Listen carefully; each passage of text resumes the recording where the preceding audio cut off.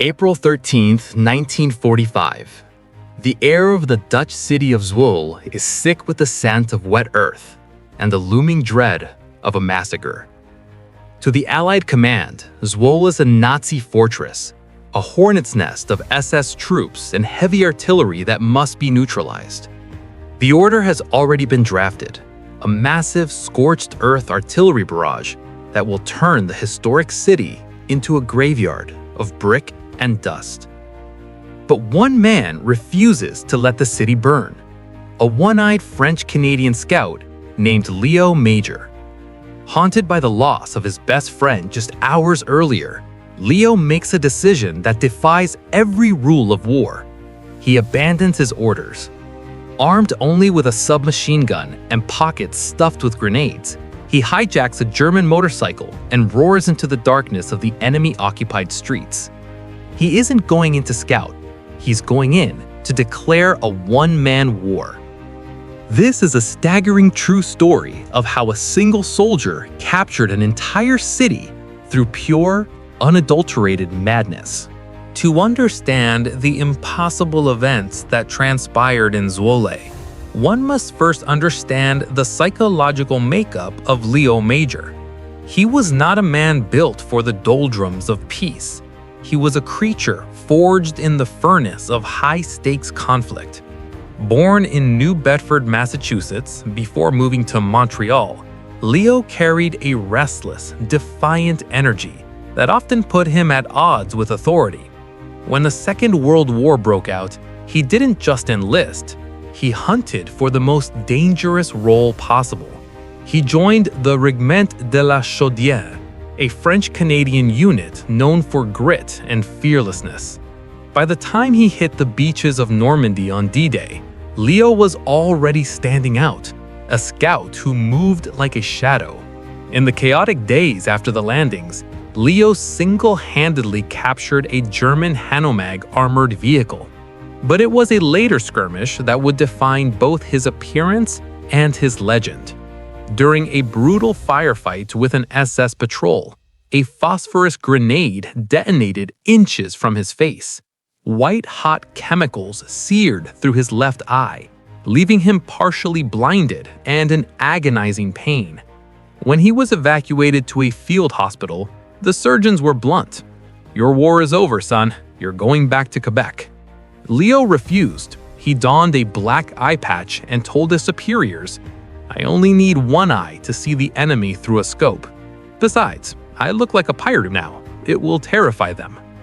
By April 1945, the war had entered its final, desperate act. Germany was retreating, but like a wounded animal. Dangerous, unpredictable, cornered. The Canadian First Army was tasked with liberating Northern Holland, a land broken by years of occupation. Zwolle was next. Intelligence claimed the city was heavily fortified. Hundreds of German troops, including fanatical SS units. Canadian commanders, wanting to avoid a costly house-to-house slaughter, prepared a solution. Heavy artillery parked outside the city. Shell it into submission, then move in through the rubble. Léo Major was appalled. He had fought across Europe and grown fiercely protective of Dutch civilians. He knew what artillery meant. Thousands of dead innocents. He approached his commander with a proposition so reckless it sounded insane. Send him and his best friend, Willie Arsenault, as a two-man reconnaissance team. If they could gather enough intelligence, maybe, just maybe, Zwolle could be taken without becoming a mass grave. The mission began under a moonless sky. Léo and Willie crept through the tall grass of the Dutch polders, every step measured, every breath controlled. They were seasoned hunters, but the tension was suffocating. Then, a snap. A German sentry spotted movement. Without warning, an MG-42 erupted. Willie Arsenault was hit instantly. He fell before he could even draw his weapon. Léo reacted on instinct, cutting down the sentries with brutal precision. But it was already over. His brother in arms was dead. And in that moment, something inside Léo Major broke. The mission no longer mattered. Reconnaissance no longer mattered. Only one thing remained. If he returned now, the artillery would fire, Zwolle would burn, and Willie's death would mean nothing. Léo picked up Willie's submachine gun, checked his own sten, stuffed his pockets with every grenade they had. He didn't turn back. He went forward. Near a farm building, he spotted an R-75 motorcycle. He kicked it to life. The engine's roar ripped through the night. Stealth was over. With his eye patch fixed and fury in his chest, the Mad Major charged toward the city. He wasn't going in to scout. He was going in to unleash hell. The roar of the R-75's boxer engine was a defiant scream in the stillness of the night. As Léo Major crossed the invisible threshold into the city limits of Zwolle, he wasn't just a soldier anymore. He was a psychological weapon. He knew that in urban warfare, the greatest enemy isn't the bullet, it's the unknown. If he could convince the Germans that a massive force was already inside their perimeter, the terror of being surrounded would do the work for him. As he reached the first cobblestone streets, the orange glow of the motorcycle's headlight cut through the mist. The Germans heard the rumble of their own machinery and hesitated. Why was a lone messenger riding at full speed through a blackout zone?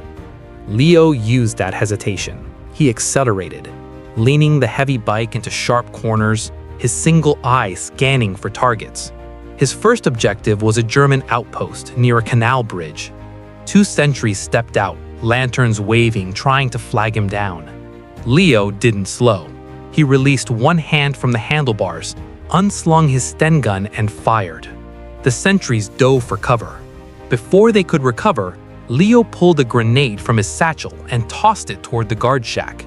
The explosion echoed through the narrow streets, windows shattered. The night filled with screams. Léo didn't stay to fight. He kicked into high gear and vanished into the next alleyway. He wasn't holding ground, he was creating chaos. Within minutes, German command in Zwolle began to fracture.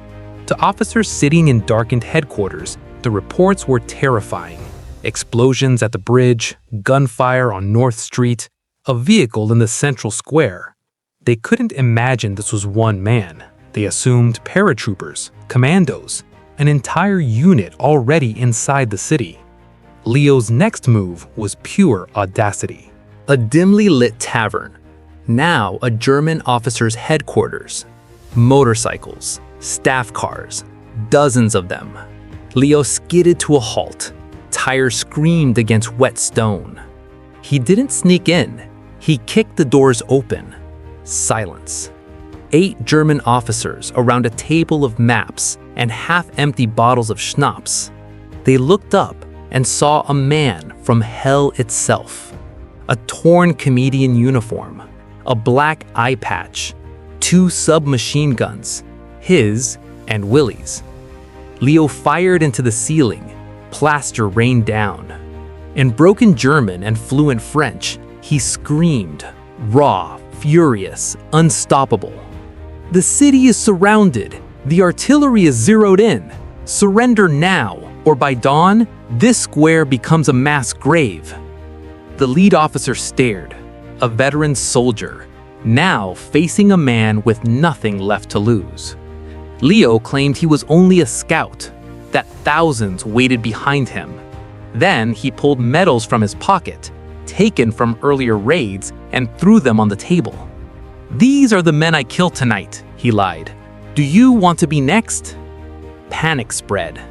Arguments broke out. Léo knew the seed was planted, but time was running out. He grabbed the map, fired again to pin them down, and ran. Back to the motorcycle. What followed was systematic madness. Barracks, grenades through windows, gunfire into the air, then gone. Across town, again and again. A ghost on wheels. He disarmed soldiers, sent them running toward Canadian lines. "Run! The tanks are coming!" In the dark maze of Zwolle, they couldn't see the truth. They only heard engines, explosions, screams. Léo was everywhere. He created a front line that didn't exist. At one point, Dutch resistance fighters hid in a cellar, expecting execution. When Léo burst in, they almost attacked until they saw the Canadian patch. "No time," he told them. "Stay down. The city will be free by sunrise."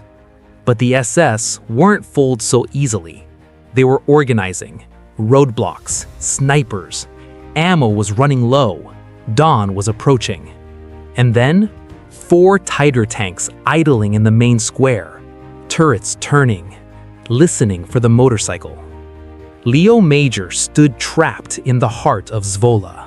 And the Mad Major was about to learn whether one man's courage could truly stop a tank. The mechanical groan of a Tiger tank's turret is a sound that haunts the nightmares of every Allied soldier.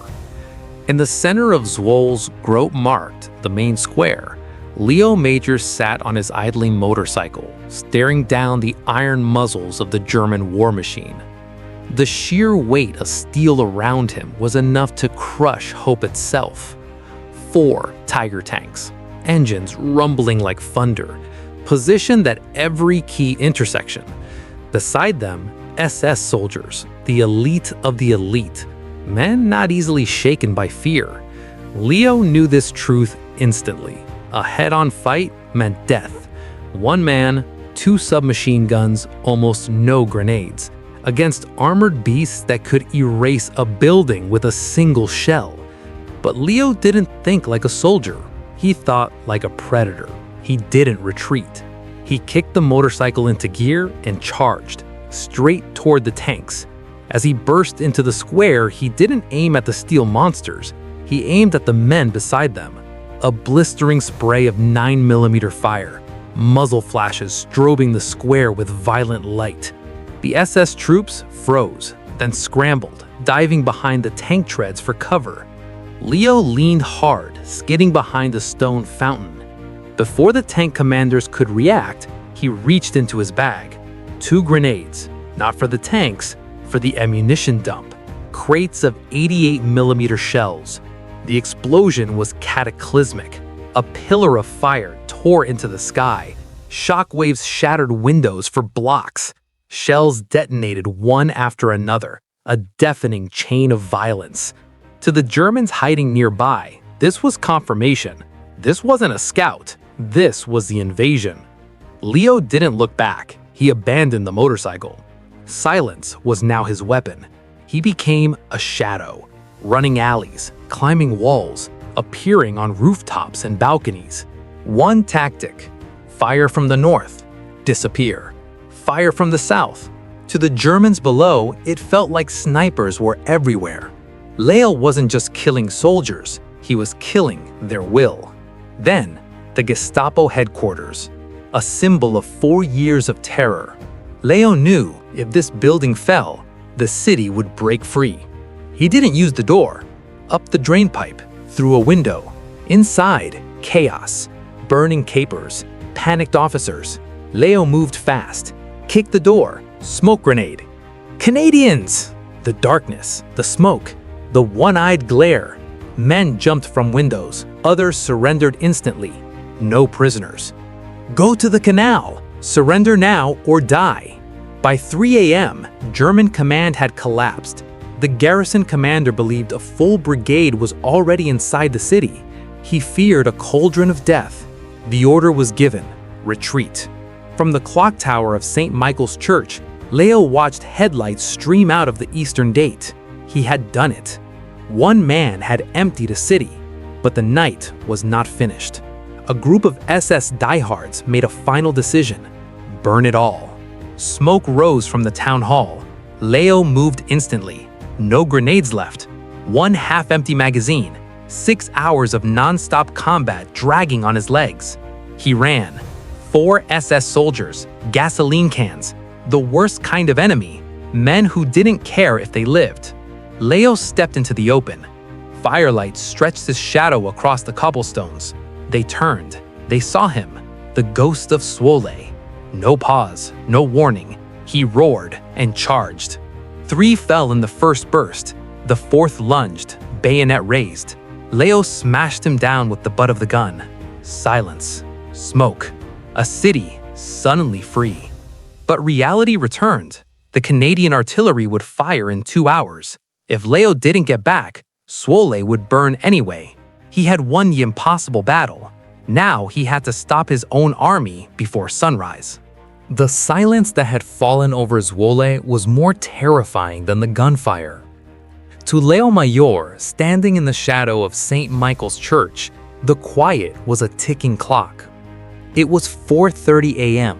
In less than 90 minutes, the morning sky would turn gray, and according to operational orders of the Canadian First Army, that was a signal for the heavy artillery to soften the city. He looked at the historic buildings, homes of thousands of Dutch civilians. They were huddled in basements, praying for a liberation that was about to become a massacre. Léo's body was screaming. Adrenaline had carried him through 6 hours of urban combat. Now it was gone. Exhaustion weighed on him like lead. His lungs burned from the smoke of the Gestapo headquarters. His one good eye was strained from tracking shadows in the pitch black. But he couldn't stop. He had to reach the Canadian lines. He had to stop the artillery. He found the R-75 motorcycle near the fountain, battered, splattered with mud and oil. The engine roared like a desperate beast. He avoided the main roads. Retreating Germans might have left snipers or mines. He tore through alleys, jumped curbs, raced through gardens, heading west toward where Willie lay. The first glimmer of blue touched the horizon. Dawn was coming. He pushed the motorcycle to its absolute limit. Miles away, Canadian artillery crews were already at their posts. Long barrels of 25-pounder field guns were elevated. Coordinates locked on the heart of Zwolle. Loaders readied high-explosive shells. To them, Zwolle was a grid reference, a target to be neutralized before infantry advanced. Léo skidded to a halt near the forward outposts. He didn't wait. He jumped off the moving bike, sprinted toward the command tent, beret waving, screaming at the top of his lungs, "Cease fire! Do not shell the city! Zwolle is free!" The sentries leveled rifles. For a heartbeat, he was almost shot by his own men. A sergeant recognized him. "Major, is that you? What the hell are you talking about?" Léo didn't stop. He barreled into the command center. Senior officers hovered over maps. He slammed his fist onto the table, chest heaving. "The Germans are gone. I've been through every street. I've burned their headquarters. The garrison has fled. If you fire now, you're killing civilians and nobody else." Silence. The colonel looked at the clock. 15 minutes to the barrage. He looked at Léo, covered in soot, blood on his sleeves, one eye burning with intensity. A massive gamble. If Léo was wrong, infantry would walk into slaughter without artillery cover. But if he was right, the colonel picked up the field telephone. "Cancel the barrage on Zwolle. I repeat, cancel the barrage. Forward scouts report the city is clear. Move the infantry in for a soft entry." Léo slumped into a chair, strength finally leaving his legs. He pulled out the silver cigarette case he had carried since Normandy, lit a smoke. He had done it. He had saved the city. But the weight of the night settled heavily. Willie Arsenault. The faces of terrified Dutch families. The sheer, impossible luck that kept him alive. As the sun broke over the horizon, Canadian infantry began their march into Zwolle. No tanks, no bayonets fixed, rifles slung over shoulders. The city was in surreal transition. Fires Léo had started still smoldered. Streets littered with spent shell casings from Léo's Sten gun. Doors began to open. Dutch civilians flooded into the streets. Flags hidden for 4 years appeared in windows. Screams of a bombardment replaced by cheers. "Oh Canada! Leave the befrieders!" The soldiers were confused. Where is the fighting? Where are the Germans? Resistance members pointed to the burnt Gestapo HQ and abandoned Tiger tanks. They told stories of the ghost of Zwolle, the man with the eye patch who had been everywhere at once. Léo Major was not there to receive applause. He returned to the outskirts, to Willie's body.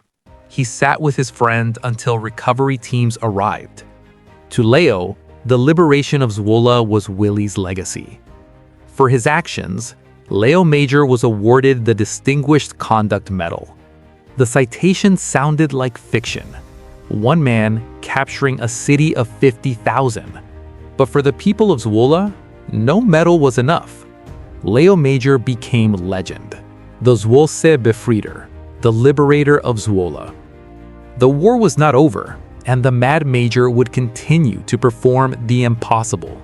Years later, in the frozen hills of Korea, a man who proved again and again that courage could defy the odds. After the liberation of Zwolle, Léo Major was no longer just a corporal. He was a living legend. Yet he treated fame with the same blunt indifference he showed toward military brass. When the war in Europe ended in May 1945, Léo returned to a Canada struggling to shift from war to peace. For most veterans, home meant quiet, a steady job, the slow burial of frontline shadows. Not for Léo Major. He lived in Montreal, working as a pipe fitter, trying to adjust to mundane rhythm. But the Mad Major was tuned to the battlefield. The adrenaline of Zwolle, the weight of the DCM, the memory of Willie Arsenault, they stayed with him. He had looked death in the eye. Death hadn't blinked first. Peace lasted only 5 years. In 1950, the world was plunged into a new darkness, the Korean Peninsula. When a call went out for veterans to join a UN special force, Léo Major didn't hesitate. At 29, eye patch still in place, body scarred from grenades, he re-enlisted. He joined the Royal 22 Regiment, the famous Vandues. To his younger comrades, he was myth made flesh. They had heard the stories. The one-eyed pirate who took a city alone. Seeing him in action was something else entirely. He acted not like a hero, but like a professional. Soon promoted to scout and sniper, his instincts for terrain and stealth proved vital in Korea's jagged mountains. By November 1951, the war had reached a brutal stalemate. The UN forces were locked in a struggle for the Iron Triangle, a strategic area controlling supply routes. At the heart of this struggle, Hill 355, Little Gibraltar, a fortress of a hill, heavily fortified, held by massive Chinese forces. The Americans had lost it. The Canadians were tasked with retaking it. Specifically, Léo Major and his elite scout sniper platoon. Just 18 men. It was Zwolle all over again, but stakes were higher, terrain unforgiving. Orders were simple. Infiltrate the enemy lines, seize Hill 227, hold it at all costs. On November 22, under freezing mist and biting wind, Léo and his men began their ascent. No heavy gear, only submachine guns and grenades, shadows of ravines as cover. By midnight, they reached the summit. Exhausted Chinese defenders never saw them coming. Léo and his men burst over the crest like demons. Trenches cleared in minutes, ridge seized. Holding it, the nightmare. As the sun rose, the enemy realized their flank was lost. They launched counterattacks of staggering scale. 3 days, 3 nights, human waves of Chinese soldiers, supported by mortars, charged the ridge. Léo was everywhere, from foxhole to foxhole, directing fire, throwing grenades, sniping with deadly precision. At one point, the Chinese were yards away. He grabbed the radio, sent a request that made headquarters shiver. Bring artillery down on my position. UN shells rained onto the ridge itself. Huddled in captured bunkers, Leo and his men survived. Enemy decimated. They emerged to finish off the survivors. 3 days of holding, exhausted, frozen, low on ammo. They refused to yield an inch. Men later said they feared disappointing Leo more than the thousands charging them. Reinforcements finally arrived. Hill 227, a graveyard for the enemy. The Canadian flag still flying. Léo Major had repeated the miracle. A force of 19 against thousands. Victory. For this, he was awarded a bar to his DCM. In British Commonwealth history, he's the only soldier to receive 2 DCMs in 2 different wars. A singular pillar in modern military history. But who was the man behind the medals? As Korea ended, Leo returned to Canada a second time. The world asked, how does a man survive impossible odds twice? And what does a hero do when there are no more wars to fight? After the smoke of Korea cleared, Léo Major returned to Canada, not as a conquering general, but as the same man who had left, a blunt, no-nonsense pipe fitter from Montreal. He walked away from the military with a chest full of medals that he rarely wore, and stories he rarely told. To the Canadian government, he was the only soldier to earn 2 Distinguished Conduct Medals in 2 separate wars, a feat so rare it bordered on the impossible. To Leo, the medals were just metal. The true weight he carried was the memory of the men who didn't come back. For years, he lived a life of quiet obscurity. He married Pauline, raised a family, worked hard, and stayed far from the front lines of public attention. But across the Atlantic, in a small Dutch city, his legend had grown into something sacred. In Zwolle, the story of the one-eyed Canadian had evolved from a battlefield report into the city's foundational myth. Every year on April 14th, the citizens celebrated their liberation, not just the end of the war, but the man who had risked everything to save their homes, their history, and their lives. Decades passed. The ghost of Zwolle remained a mystery until 1992. Léo Major returned. Thousands lined the streets, waving Canadian and Dutch flags. Children who weren't born in 1945 held up signs reading, "Thank you, Leo." The stoic, icy-eyed Major was visibly moved. He walked the streets where he had roared on a stolen motorcycle, dodged SS snipers, and lost his best friend. He visited Willie Arsenault's grave, standing in silence before finally bringing closure to a mission that had begun 50 years earlier. The city didn't just honor him, they claimed him. A major street was named Léo Majorlaan. He was made an honorary citizen and a permanent monument was erected in the city center. For the first time, he saw the faces of the people he had saved, grandchildren and great-grandchildren of families who had huddled in basements while one man fought a one-man war. But the psychological weight of the mad Major persona returned. In interviews, he spoke of that night, the adrenaline, the blur, the cold mechanical drive that erased fear. "Why did you do it?" they asked. "Why not follow orders and let the artillery handle it?" His answer revealed the core of his humanity. "I was a soldier, but I wasn't a killer of civilians. I saw a beautiful city, people who had suffered for years. Destroying their future just to make my job easier? I couldn't do it." This moral clarity set Leo apart.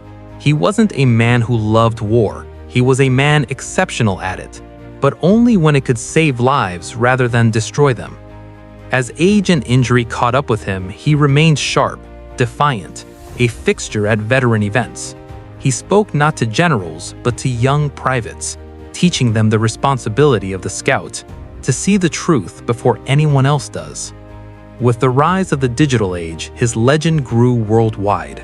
Historians and enthusiasts marveled at the reality behind the myth.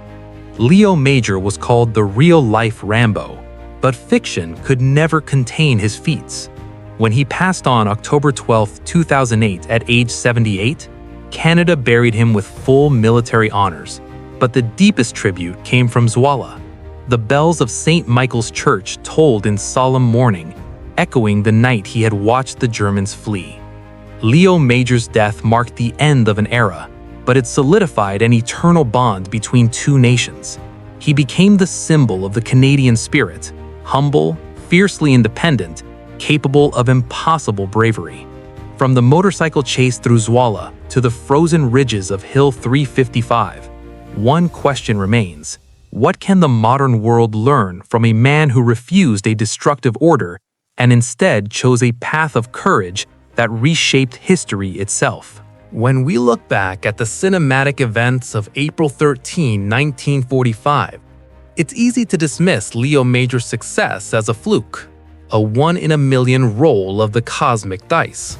But as military historians have peeled back the layers of the liberation of Zwolle, a different picture emerges. This wasn't just luck. This was a masterclass in psychological warfare and urban stealth, executed by a man who understood the enemy's mind better than they understood their own. Léo Major's primary weapon that night wasn't his Sten gun, it was confusion. He exploited a fundamental weakness in any large military garrison: the reliance on a chain of command. In a darkened, high-tension environment like an occupied city, information is everything. By moving at high speeds on a captured motorcycle, appearing in the north, south, east, and west within minutes of each other, Léo effectively jammed the German intelligence network. He created a false narrative. To the Nazi commanders, the sheer frequency of reports suggested a battalion-sized infiltration. By the time they realized the invasion was just a shadow with an eye patch, their morale had already shattered. This tactical brilliance is what makes Léo Major one of the most unique figures in WWII history.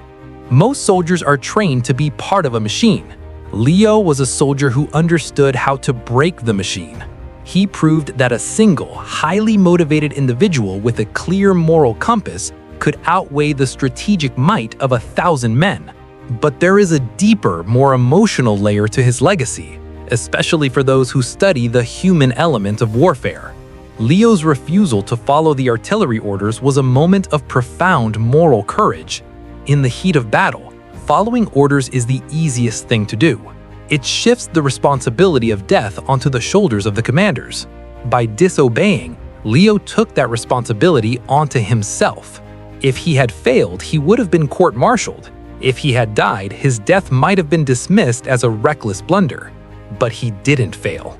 He saved 50,000 Dutch civilians and preserved 1,000 years of history because he valued humanity over a clean military victory. Today, the bond between Canada and the Netherlands remains one of the strongest in the world, and Léo Major is the heartbeat of that relationship. Every spring, when the tulips, a gift from the Dutch royal family, bloom in Ottawa, it is a reminder of men like Léo.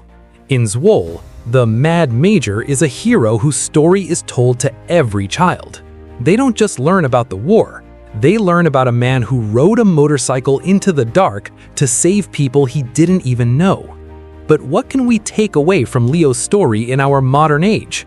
In a world that often feels overwhelmed by massive, uncontrollable forces, Léo Major serves as a reminder that the individual still matters, that madness is sometimes just another word for refusing to accept an unacceptable reality. Whether it was the streets of Zwolle or the frozen ridges of Korea, Léo taught us that bravery isn't the absence of fear, it's the decision that something else is more important than that fear. Léo Major, the only soldier to win the DCM in 2 different wars, WWII and Korea. The liberation of Zwolle, a one-man mission that saved a city from total Allied bombardment. Tactics: exploited information chaos using a stolen German R-75 motorcycle. Legacy: known as the Zwolle Befreider, liberator of Zwolle, and an icon of Canadian military grit. As we close this chapter of history, imagine Léo Major one last time. Imagine him sitting on that battered motorcycle, the wind biting at his face, his one good eye fixed on the horizon. He isn't looking for glory, he isn't looking for a medal. He's just a man who made a promise to his fallen friend and a city full of strangers. He didn't just capture a town using a stolen motorcycle, he captured the imagination of the world. He was the scout who went first, the soldier who refused to quit, and the hero who proved that sometimes the mad ones are the only ones who see the world clearly. If you ever find yourself in the Netherlands, take a train to the city of Zwolle. Walk down Léo Major Laan. Look at the monument in the square. You'll feel a sense of peace there, a peace bought with the courage of a single Canadian corporal. And as you stand there, remember Leo's own words. I didn't want to see them die. I just did what had to be done. Léo Major passed away in 2008, but the ghost of Zwolle still rides. His story is proof that one person can change the course of history. The question is, what will you do when your moment comes? Will you follow the easy orders, or will you find your own motorcycle and roar into the dark to do what's right?